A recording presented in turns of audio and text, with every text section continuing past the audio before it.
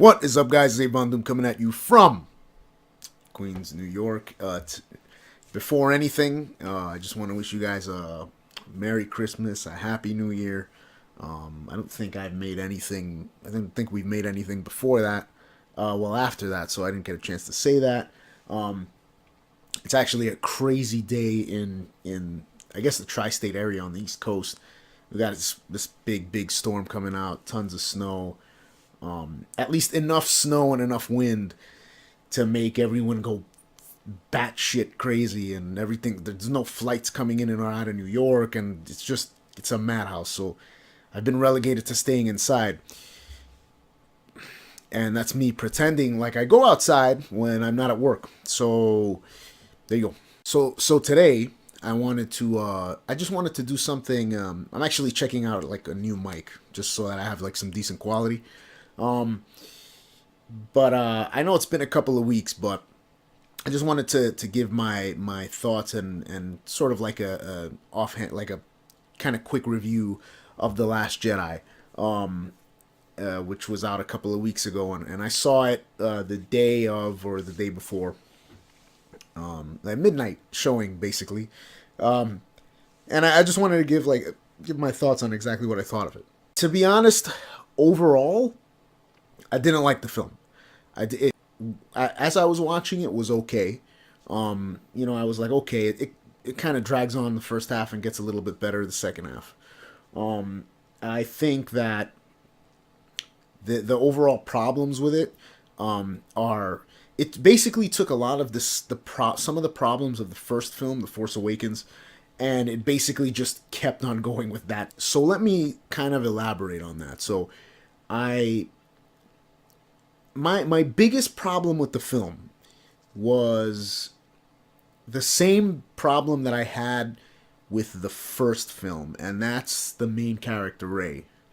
Now, before anybody goes fucking nuts and goes crazy and says, okay, you're just being a sexist scumbag, let me tell you, like exactly why.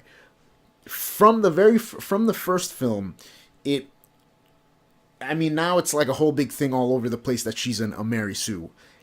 I didn't even know what a Mary Sue was. I've been hearing that term for like a couple of weeks when the movie came out.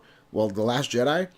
And I have never heard this term before. So take that for what you will, whatever. I thought that she was a Mary Sue in the first film, without knowing what the hell that even means. And by that I mean, I thought that in the first film, it's kind of like she's too OP. It doesn't make any sense. She kind of just learns how to use the Force out of nowhere. She learns about the Force. She just learns about the Force a couple of hours prior, and then now she can, sort of wave her fingers and control stormtroopers. That doesn't really make any sense. I understand that she's super powerful, but at the same time, that requires a level of devotion and skill, at least you would assume, in that universe, to acquire those kind of capabilities and that understanding of the Force. You've literally just learned that the Force is even real. So what sense does it make that you can now manipulate the Force to you basically do your bidding as much as you want?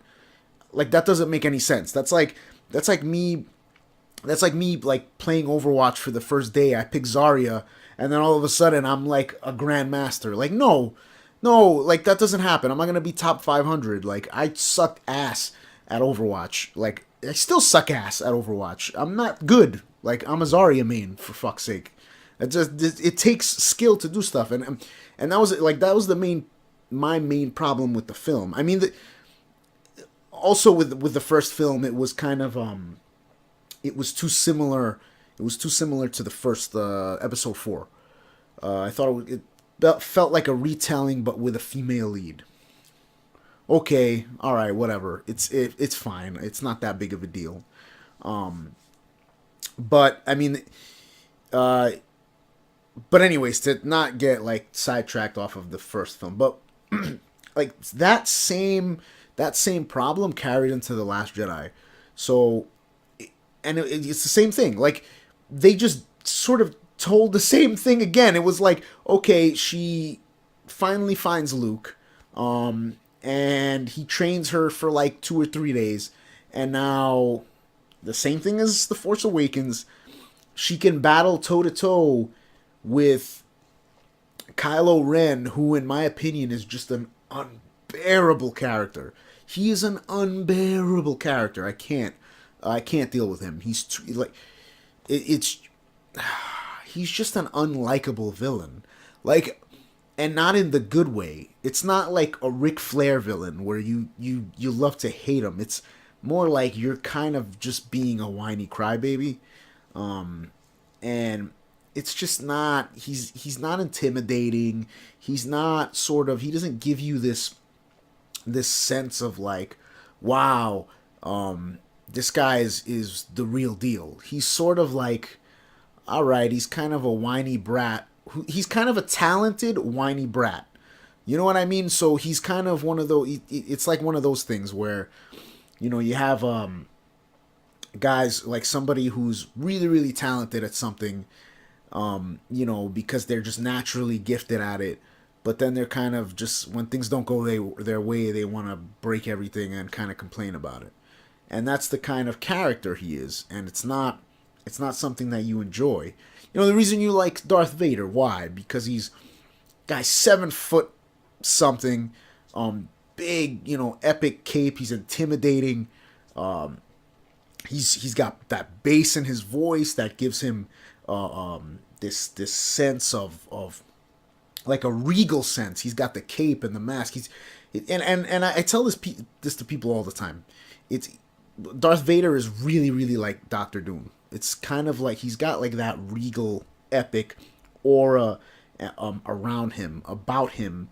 That's why everybody likes him. So when you go from this regal character that's like a lot, he is a lot like Doctor Doom, right? The cape, the height, everything. Like if I were to imagine Doctor Doom, it would be very very very similar to Darth Vader. That's exactly what I imagine with Doctor Doom. And I don't know, for some strange reason, everyone just mucks it up in all the movies. I don't understand what's so hard about it, but whatever. And I think I read many years ago somewhere that he was inspired by Doctor Doom, Darth Vader, from George Lucas's own mouth, I think. Again, I could be wrong. Maybe you guys know. But that was what drew everyone to Darth Vader. It's the same thing with Magneto. Why does everyone love Magneto? He's a tough, he's a badass character. His character design is great.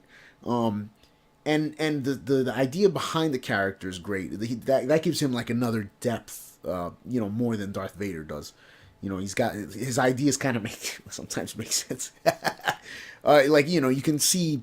But in terms of like the character, he's very stoic, and he's got that aura about him that is he has strength. You can see the strength inside the character that was written into the character. With Kylo Ren, that doesn't it's not there. It's not there. He's kind of this squeaky, mousy guy that really gets bitched around by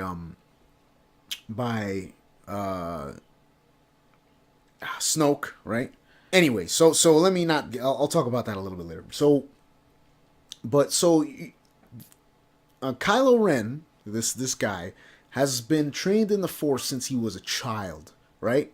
So you're telling me that this girl who just found out in the movie prior that the Force is even a thing, is now able to go toe to toe with a guy who was trained by an enormously powerful person. I mean, he's trained by one of the greatest lightsaber masters in the galaxy, presumably, since he was a child. You're gonna tell me that this girl from a backwoods, Tatooine clone planet is able to go toe to toe with him with a weapon that she has never touched. Obviously, she can hold her own in a battle, like in a fight. She uses her pole arm, to fight. You see it in the film. She's tough. She's rugged, right? But the lightsaber is supposed to be something that is really, really a difficult weapon to use. It's not like just holding a stick, right? And I'm gonna get into I'm gonna super dork out right now, but it doesn't make it's not like a sword. It has a different balance than a sword, and I think they go into this in the old movies. All the weight is in the handle itself. It's just a sword of light. So I mean, you can't just handle that the same. I've never handled a sword. I'm not a Hema guy. I'm not like Scalagrim on YouTube. I don't. I haven't tried, but I imagine that the balancing on a weapon like that is really difficult to manage. And you know, and maybe I'm talking out of my ass. I don't know, but it's not the same thing. And and it's pretty they make that pretty apparent in all the films that that's not like a thing that you can just pick up and just I know how to do it. No, you have to train with that, and so it doesn't make sense. Like she gets trained by Luke for like 3 days, and then all of a sudden she's like top tier, S tier, like. You know what I mean? Like Sagat in Super Street Fighter 4. No, Street Fighter 4 Vanilla. But anyways, so it doesn't really make sense. Like, really, like this is dumb. And that's the whole problem. And the problem, it's not just that too. It's now and again she can pick up like a ton of rocks with her with her force powers now. Like I'm surprised that she didn't have like force lightning already, which is probably going to be a thing in the next film. I guarantee you that she's going to be able to pull out force lightning out of her ass in the next film. Watch. But so that's like my main gripe. And it's the same gripe from the first film. Too overpowered.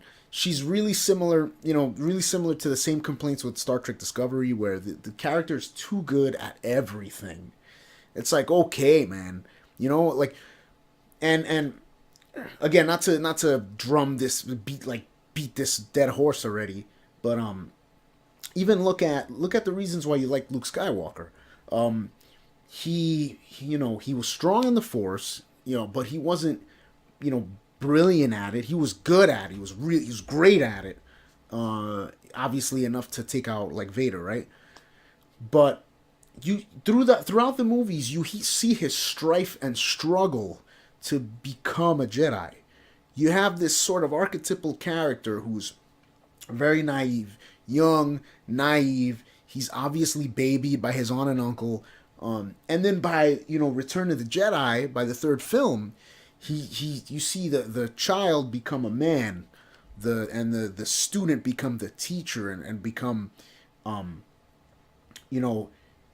become this master, better, and he has this, and again he has this air of confidence in the third film in episode 6, where he's totally a badass, and he's gained that confidence through strife, through struggle, through training with Yoda and failing and fighting himself in a lot of ways, and you see like hints of that with Rey sometimes. Like I know she fights like she's kind of like looking into herself, and there's an element of that in the film, but it's not the same. Doesn't have the same rigor as what Luke Skywalker went through, and that's another that's a perfect way to get into my next problem, which is Luke Skywalker. Luke Skywalker, they turned him from this glorious hero who struggled and brought down the Empire, and brought his father back from the dark side, into this old bitter man, who's like, oh, you know, the Jedis have to fall, and like, and then you got that really creepy, gross scene where he's milking the alien, and he drinks it and looks at Ray, which I still want to know whose idea was it to include that in the film.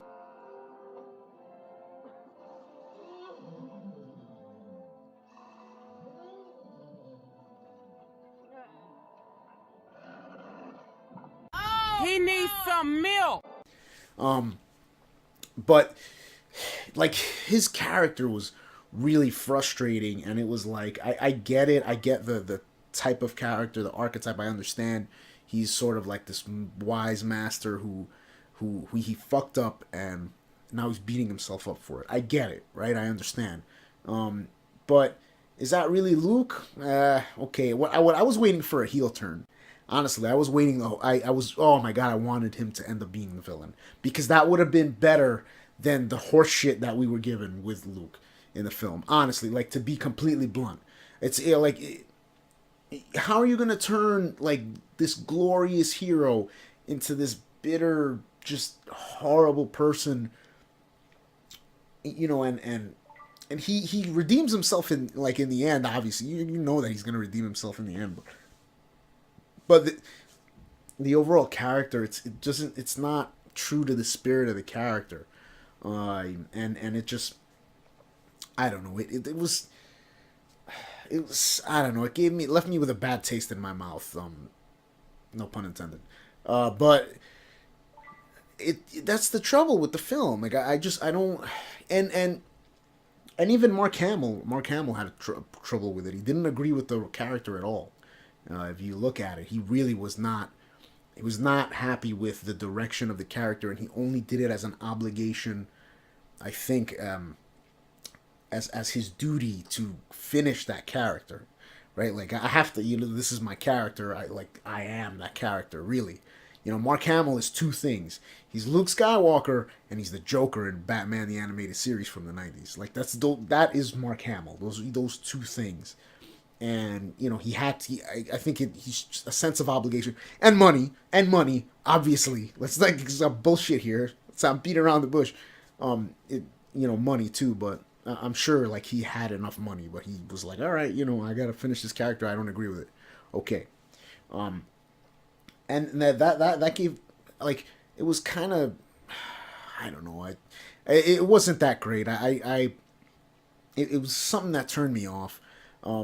Another thing that kind of troubled me was the forced, I mean, I know people have seen this, but, like, forced, how can I say it?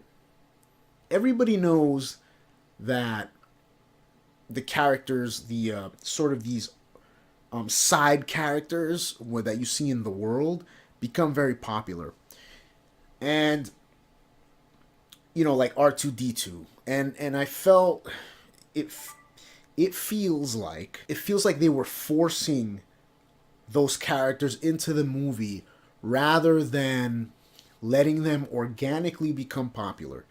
BB-8, like in The Force Awakens, I like BB-8. I don't mind that particular character.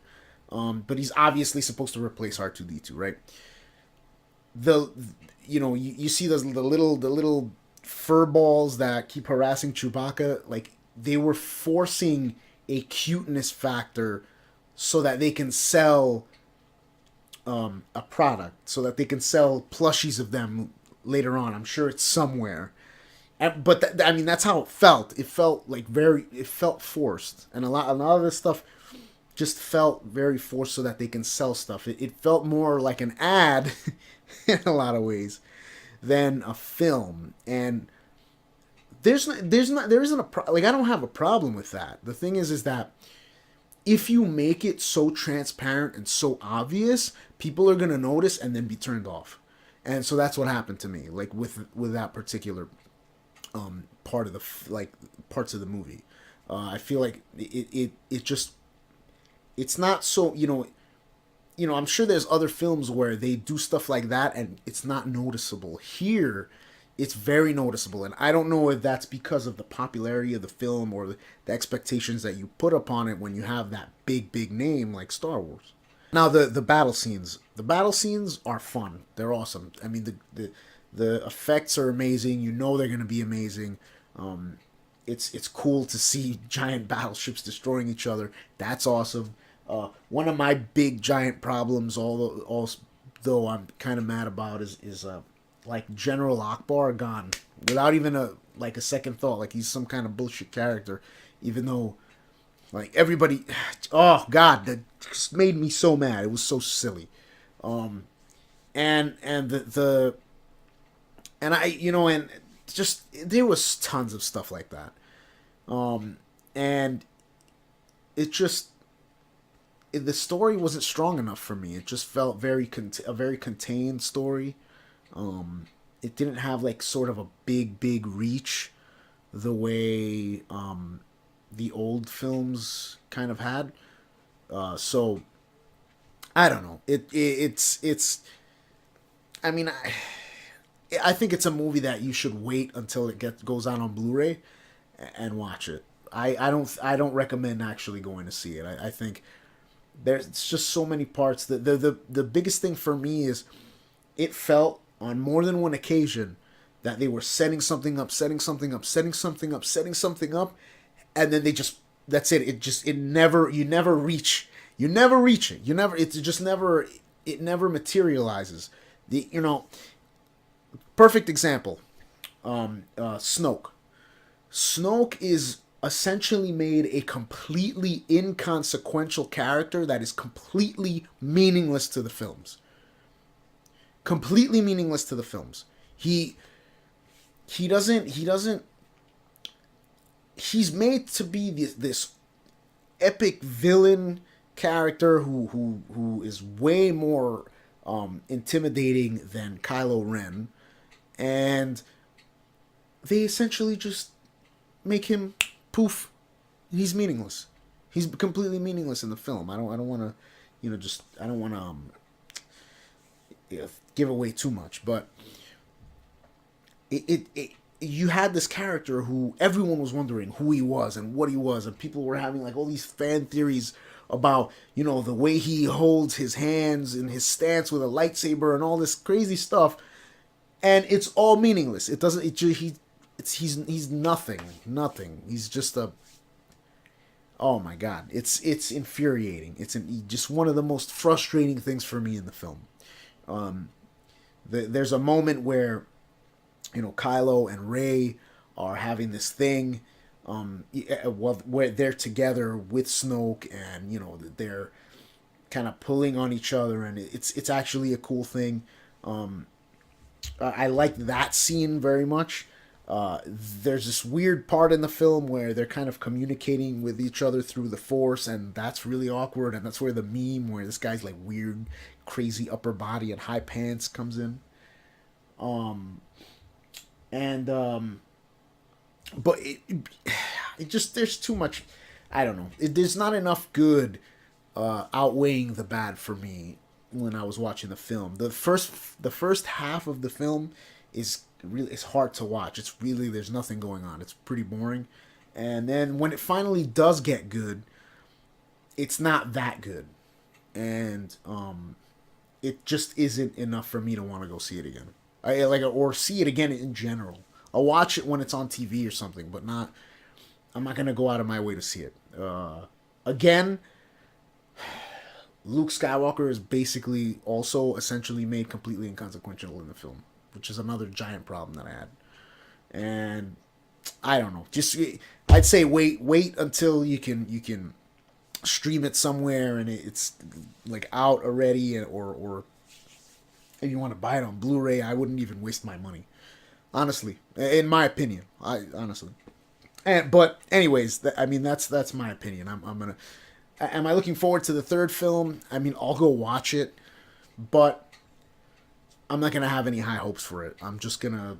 It is what it is, and I'm just gonna take it for what it is. It's just, God knows, just a way to sell toys, I guess. Actually, some of my friends, and I don't know, maybe this is a trend, but people are now starting to just say to hell with the films, and they're still considering the extended universe the the canon. They're considering that the canon. So that's it. That's what they're so. And maybe that'll be a trend. I tend to favor whatever medium the original story was told on as canon. So since these are the films, and that's how the entire universe began, I'll consider that as canon. Star Trek started as a series, so if there's movies, I'll always consider. If there's a big problem with the movies, let's say the Star Trek films, for instance, you know how they're in a different universe, but I'll always consider the series as the canon because that's the original medium or media that the story was originally told. So I always consider that as the canon. The same way as, you know, the books. You'd consider, like manga is the manga of any anime. The manga everybody is going to consider as the real canon. That's the canon of the story, the original stories. That's the canon. Dragon Ball Z is, I guess, a little bit different because so many of us grew up on Dragon Ball Z. So there's a lot of filler that people really really like that isn't in the manga.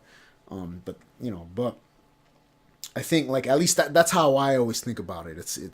So I don't know. Anyways, that's my take. I don't want to go on. I've already bloviating about this for a couple of minutes.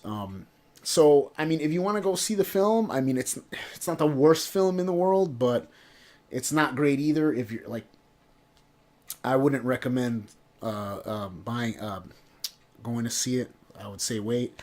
But I mean, that's all I got for you today. So those are my thoughts on the film. Let's hope that the next one is not terrible. Rogue One was really good, so maybe at least I thought it was. Let's let's hope for the best. And this is Avon Doom.